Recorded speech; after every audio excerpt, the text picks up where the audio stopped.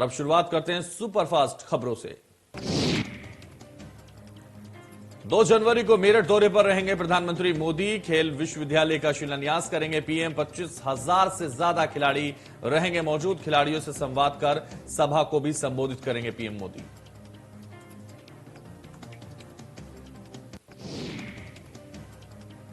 प्रधानमंत्री मोदी लखनऊ का करेंगे दौरा। 9 जनवरी को पीएम मोदी आएंगे लखनऊ। जन विश्वास रैली को भी पीएम करेंगे संबोधित।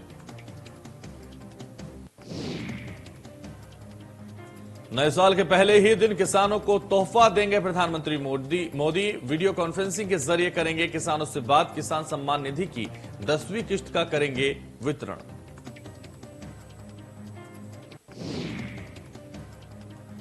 आज रामपुर में जन विश्वास यात्रा का समापन करेंगे सीएम योगी। 95 करोड़ की परियोजनाओं का करेंगे शिलान्यास। विशाल जनसभा को भी करेंगे संबोधित।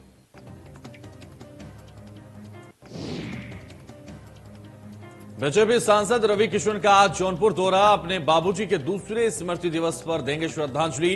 3 किलोमीटर सड़क और अपने बाबूजी की मूर्ति का करेंगे अनावरण।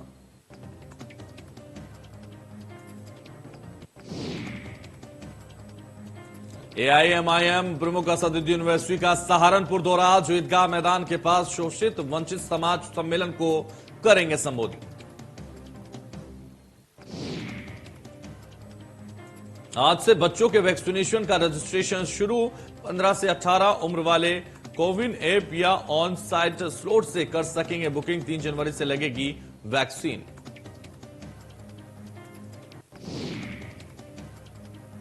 नई उम्मीदों के साथ नए साल का स्वागत। ओमिक्रॉन संकट के बीच दुनिया भर में 2022 का ग्रैंड वेलकम। लोगों ने जमकर की आतिशबाजी।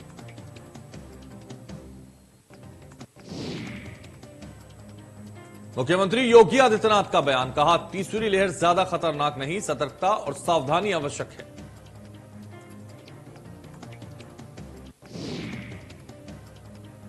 सीएम योगी ने कहा कि बेहतरीन कोविड प्रबंधन की कार्रवाई हो रही है। 72,000 निगरानी समिति एक्टिव हैं।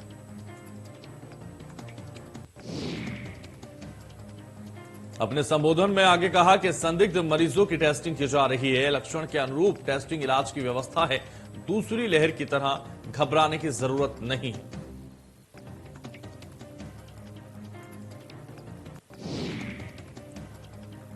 लखनऊ में आशाओं का सम्मेलन कार्यक्रम। आशा बहुओं के सम्मेलन में सीएम योगी रहे मौजूद। 80,000 मोबाइल फोन वितरण का अभियान।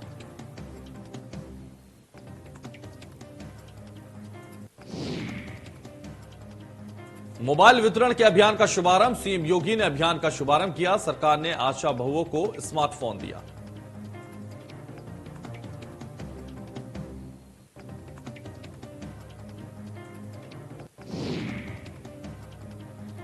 आशाओं का सम्मेलन कार्यक्रम में मुख्यमंत्री का बयान। कहा, आशाओं की मांग को पूरा किया।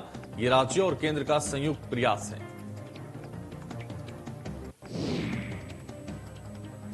सीएम योगी ने कहा कि आशाओं की भागदौड़ कम होगी और आशाओं का समय से भुगतान होगा। साथ ही कहा कि स्वास्थ्य सुविधा की महत्वपूर्ण इकाई हैं आशाएं।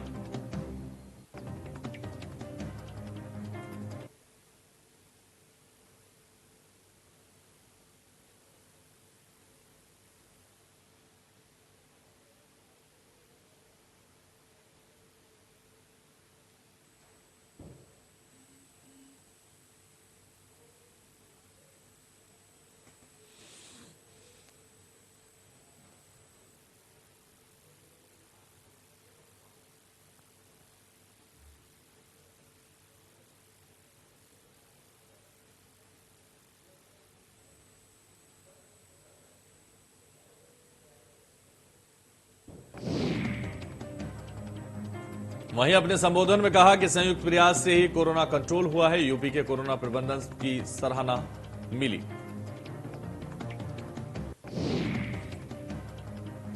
सीएम योगी ने कहा कि कोरोना प्रबंधन में सक्रिय सहभागिता रही। यूपी में 20 करोड़ वैक्सीन डोज लग चुकी है और यूपी अब किसी से पीछे नहीं रहेगा।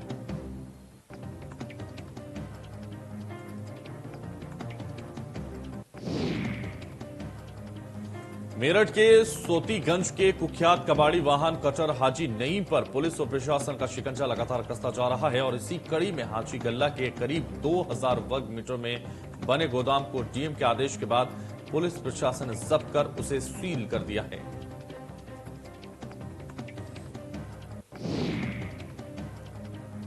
एटा जिला जेल में 6 कैदी मिले कोरोना पॉजिटिव, 60 अन्य कैदियों के साथ था बंद। संक्रमित मरीजों को किया क्वारंटाइन।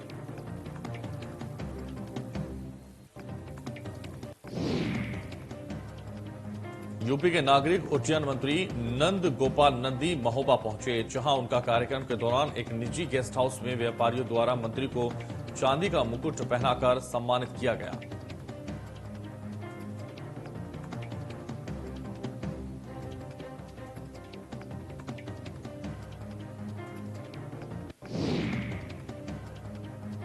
यूपी के नागरिक उड्डयन मंत्री नंदगोपाल नंदी महोबा पहुंचे, जहां उनका कार्यक्रम के दौरान निजी गेस्ट हाउस में व्यापारियों द्वारा मंत्री को चांदी का मुकुट पहनाकर सम्मानित उनको किया गया।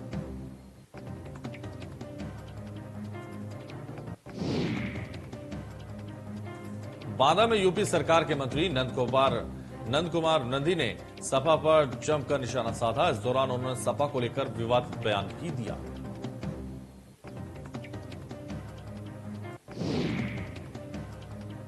गाजियाबाद में बीजेपी विधायक सुनील शर्मा यशोदा अस्पताल में एडमिट हैं। उनको गुरुवार को कोरोना की पुष्टि की थी। डॉक्टरों के मुताबिक उनकी हालत अभी भी स्थिर बनी हुई है।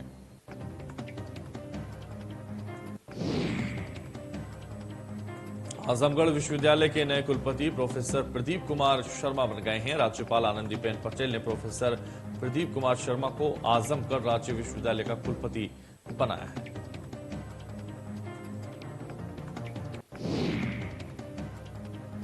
जौनपुर में बीजेपी की जनविश्वास यात्रा के दूसरे दिन डिप्टी सीएम केशव प्रसाद मौर्य यात्रा में शामिल हुए और इस दौरान उन्होंने जनविश्वास यात्रा को संबोधित भी किया।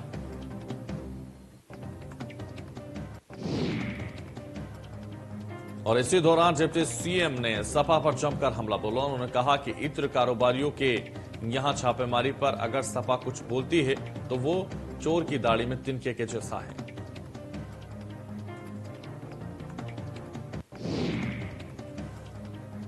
सपा अध्यक्ष अखिलेश यादव ने की प्रेस कॉन्फ्रेंस, कहा समाजवादी पार्टी से जुड़े लोगों पर बीजेपी करा रही है छापेमारी तो बहाना है, बीजेपी को हार का डर सता रहा है।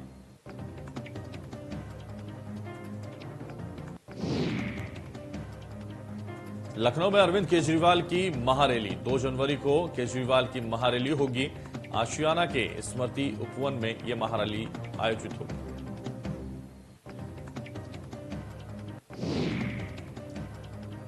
छापेमारी को लेकर समाजवादी पार्टी का ट्वीट, बीजेपी का डर और बौखलाहट साफ है, जनता भाजपा को सबक सिखाने के लिए तैयार है।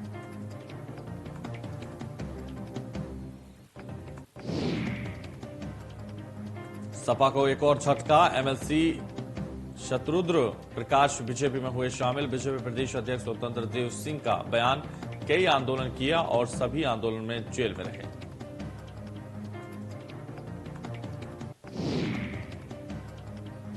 कौशाम्बी में चायल विधानसभा के नगर पालिका परिषद भरवारी स्थित केपीएस कॉलेज में पिछड़ा वर्ग सम्मेलन का आयोजन हुआ। सम्मेलन में बतौर मुख्य अतिथि बीजेपी प्रदेश अध्यक्ष स्वतंत्र देव सिंह का आगमन हुआ।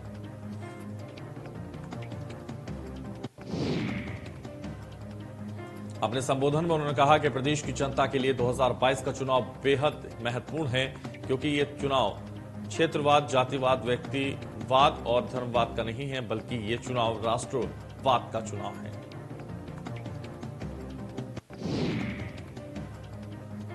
उन्होंने कहा कि पहले व्यक्ति बिजली का तार पकड़ता था तो करंट नहीं लगता था, बल्कि बिजली का बिल पकड़ता था तब करंट लगता था।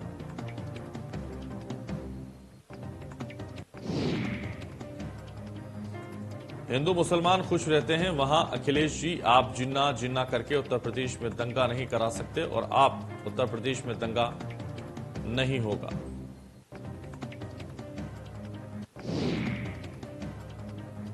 योगी आदित्यनाथ का शासन है, न मुसलमान हिंदू से लड़ाई का, न हिंदू मुसलमान से लड़ेगा। दोनों मिलकर इस राज्य को गरीबी से लड़ेंगे और गरीबों का विकास करने का काम करेंगे।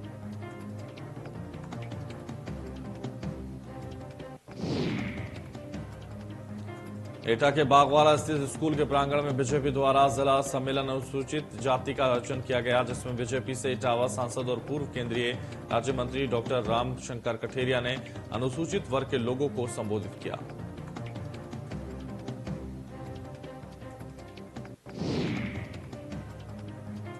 जिला सम्मेलन अनुसूचित जाति के लोगों को संबोधित करते हुए रामशंकर कठेरिया ने समाजवादी पार्टी और बसपा सुप्रीमो मायावती पर कटाक्ष करते हुए कहा कि इस बार बसपा सुप्रीमो मायावती 11 से 12 सीटों से ऊपर नहीं जाएंगी।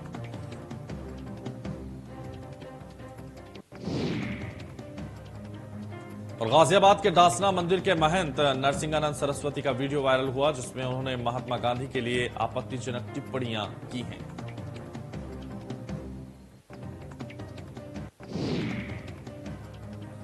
सोशल मीडिया पर उनके खिलाफ मुकदमा दर्ज करके कार्रवाई करने की मांग तेज हो गई है। वीडियो में गोडसे को देवता तुल्य मानते हुए नाथुराम गोडसे को नमन करते नजर आए हैं महंत नरसिंहानंद।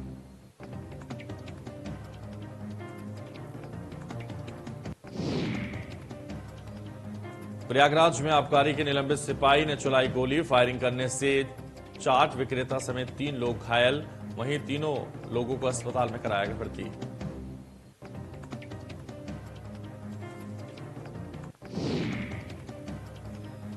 आगरा पुलिस और बदमाशों में मुठभेड़, एटीएम को उखाड़कर लूटने वाले एक बदमाश पैर में लगी गोली, 2 मौके से गिरफ्तार।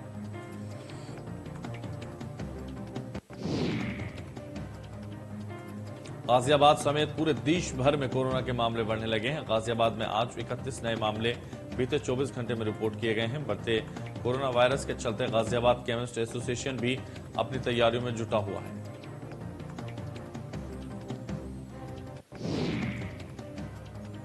पहाड़ी और मैदानी इलाकों में बारिश के बाद पूर्वांचल में भी ठंड लगातार बढ़ रही है। वहीं वाराणसी में भी तेज हवाओं के साथ साथ गलन भी बढ़ने लगी है।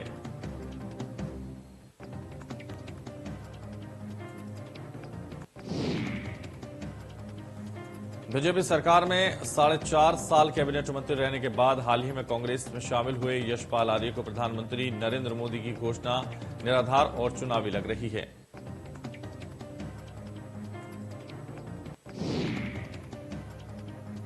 हरिद्वार पहुंचे कांग्रेस नेता यशपाल आर्य ने प्रधानमंत्री नरेंद्र मोदी द्वारा हल्द्वानी में की गई घोषणाओं को चुनावी घोषणाएं बता दिया। यशपाल आर्य ने कहा कि आचार संहिता लगने से पहले की गई घोषणाओं का कोई औचित्य नहीं।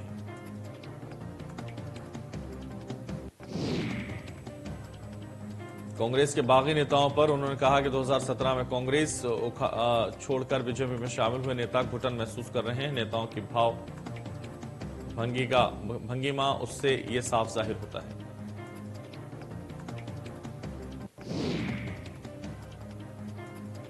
खटीमा में कछुए की तस्करी का मामला, कस्टम विभाग को मिली कामयाबी, चेकिंग के दौरान जिंदा कछुए पकड़े गए, अज्ञात तस्करों के खिलाफ एफआईआर दर्ज।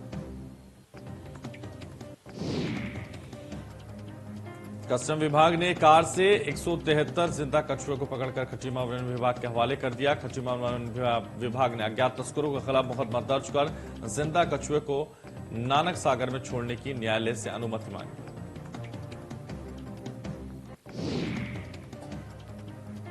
हल्द्वानी में अलर्ट मोड पर जिला प्रशासन, पर्यटकों की उमड़ी भारी भीड़, सार्वजनिक स्थलों पर न्यू ईयर का जश्न नहीं होगा।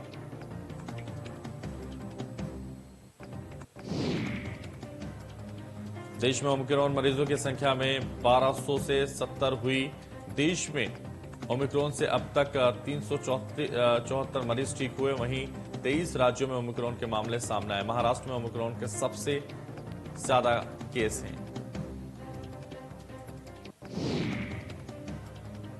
दिल्ली में कोरोना के केसों में 42% उछाल, पिछले 24 घंटे में कोरोना के 1313 केस आए सामने। दिल्ली में 7 महीने बाद कोरोना के सबसे ज्यादा केस मिले।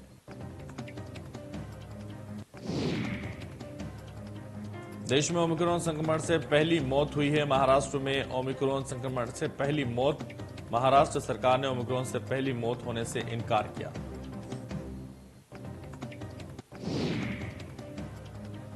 महाराष्ट्र में ओमिक्रॉन तेजी से पैर पसार रहा है। महाराष्ट्र में एक दिन में ओमिक्रॉन के 198 नए केसों में केवल 30 संक्रमितों की इंटरनेशनल ट्रैवल हिस्ट्री थी। महाराष्ट्र में अब तक ओमिक्रॉन के 450 से ज्यादा मामले मिले। पश्चिम बंगाल में ओमिक्रॉन के 5 नए केस आए सामने। बंगाल में ओमिक्रॉन के अब तक 16 मामले आए सामने। 5 साल की बच्ची भी ओमिक्रॉन से संक्रमित।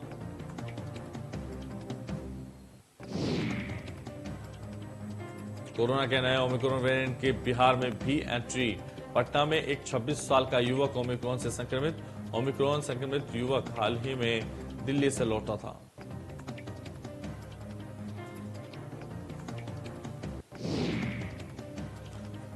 दिल्ली में ओमिक्रॉन का कम्युनिटी स्प्रेड शुरू हो गया है। राजधानी में 46% केस नए वेरिएंट के हैं। दिल्ली के अलावा देश में कोरोना संक्रमण की रफ्तार फिर तेज होने लगी है।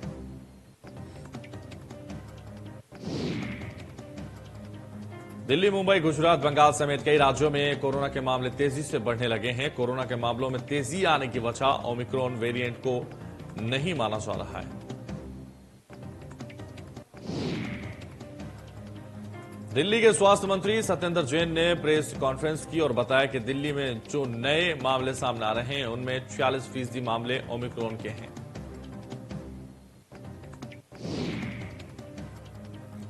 स्वास्थ्य मंत्रालय ने बताया कि पूरी दुनिया के 121 देशों में ओमिक्रॉन फैला चुका है और अभी तक ओमिक्रॉन से 59 मौतें भी रिपोर्ट दर्ज की गई।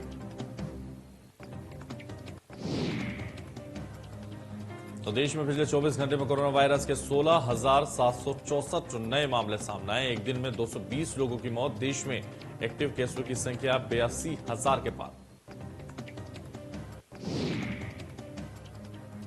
महाराष्ट्र में बीते 24 घंटे में कोरोना के 5,368 नए केस सामने आए हैं और 20 मरीजों की मौत हो गई।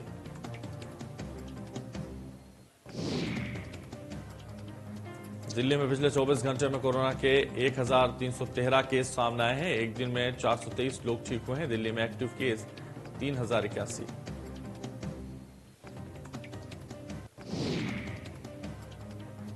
नोएडा में एक दिन में कोरोना के 135 नए सामने आए हैं मामले। इसके साथ ही सक्रिय मरीजों की संख्या बढ़कर 100 के पार पहुंच गई है। हरियाणा में 24 घंटे में कोरोना के 300 केस मिले हैं। एक दिन में 56 मरीज रिकवर हुए हैं। प्रदेश में एक्टिव केसों की संख्या 1,000 के पार है।